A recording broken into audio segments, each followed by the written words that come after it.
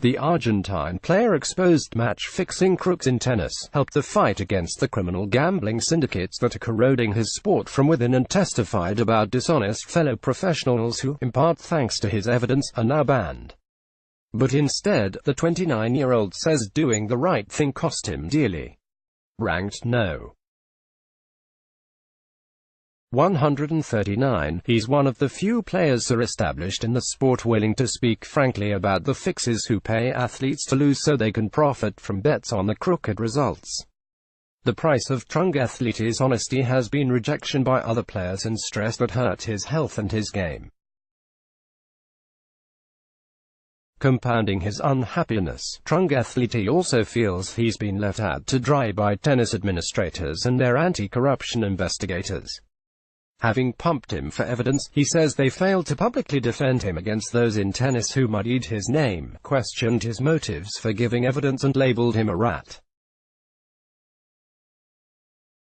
"They just used me," he says. "They just dropped me in the middle of the sea. It was a disaster. In my opinion, it was one of the worst procedures that I have ever seen," he adds. "I'm still paying the price." Trungathlete caused a sensation at the French Open last year when he, his younger brother, mother and 88-year-old mother squeezed into a rental car and dashed 1,000 kilometers, 600 miles, from Spain to Roland Garros so he could fill a lucky loser spot at the Grand Slam tournament that opened at the last minute when injured players withdrew. What few knew at the time was that behind his easy smile, thick curls and feel-good 6-4, 5-7, 6-4, 6-4 first-round victory against Australian Bernard Tomic, Trungathlete was shouldering a weighty secret. He'd been a key witness in a match-fixing probe that snared 3 fellow Argentines, testifying even though he knew that, back in Argentina, he'd likely face a backlash for doing so. Best known of the 3 was Nicolas Kicker, at number 84, the highest-ranked player convicted so far of fixing matches. The Tennis Integrity Unit, the sport's anti-corruption body with 17 full-time staffers, an annual budget of nearly $5 million and veteran ex-police investigators, announced Kicker's guilt just 3 days before the French Open, where he had been preparing to play. Neither the TU nor Trungathlete gave even the slightest hint at the time of the role he'd played. In the aftermath, however, Trungathlete noticed player attitudes changing toward him. Even some he regarded as friends asked why he didn't keep his mouth shut. "No one was saying hi anymore. No one was looking at me," he says.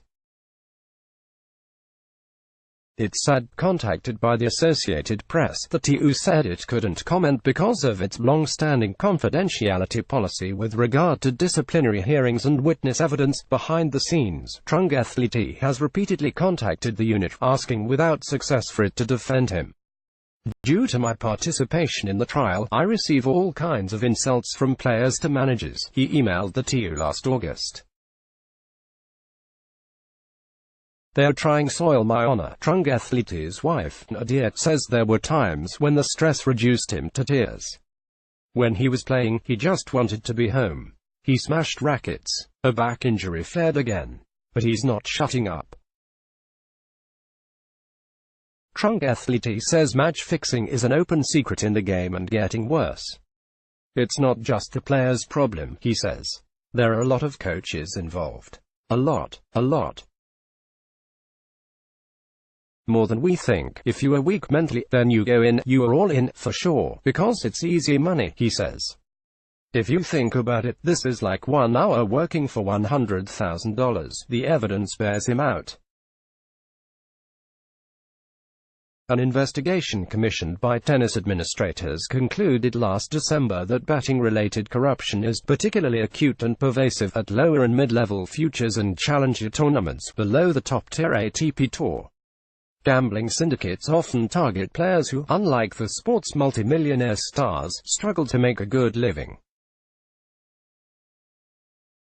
In Belgium, prosecutors say they identified 137 mostly lower-level players, from more than a half-dozen countries, suspected of having worked with an Armenian-led gang rolled up last June that allegedly paid €500 to €3,000, $570 to $3,400 for fixed matches and sets. Police say the syndicate employed mules, people hired for a few dollars to place bets small enough to slip under the radar of gambling watchdogs. Two other match-fixing operations were broken up in Spain, in June and October. Trunk Athlete says he felt compelled to come forward when he was approached in July 2015 by a fixer who posed as a potential sponsor and was introduced via his coach. He wrote to the TU, saying the fixer asked me to keep quiet, but I can't because I hate this, he wrote. Can you please tell me what I can do? I have his name, his telephone number and a few things he told me. Those things proved explosive. In a subsequent hour-long interview with the TU investigator and in a 4-page witness statement, Trunk Athlete meticulously detailed what he knew. He said the fixer laid out a sliding scale of bribes, $2,000 to $3,000 for fixed futures matches, $5,000 to $10,000 in mid-level challenger tournaments, $50,000 to $100,000 on the ATP Tour where the biggest stars play. The fixer said he paid cash and communicated using encrypted, easily deleted text messages. He reeled off players he said he'd fixed matches with. 3 leapt out at Trunk Athlete, all Argentines, kicker, Patricio Harris and Federico Coria. The fixer was particularly proud of a challenger match fixed in Italy with kicker, Trunk Athlete told the TU. Kicker lost 6-1, 6-2 in 63 minutes to South Korea's Ducky Lee, then ranked 74 spots below kicker at No. 278. Kicker is now serving a 3-year ban, with the possibility of an additional 3-year suspension hanging over him if he breaches anti-corruption rules again. Harris, whose career best ranking was No.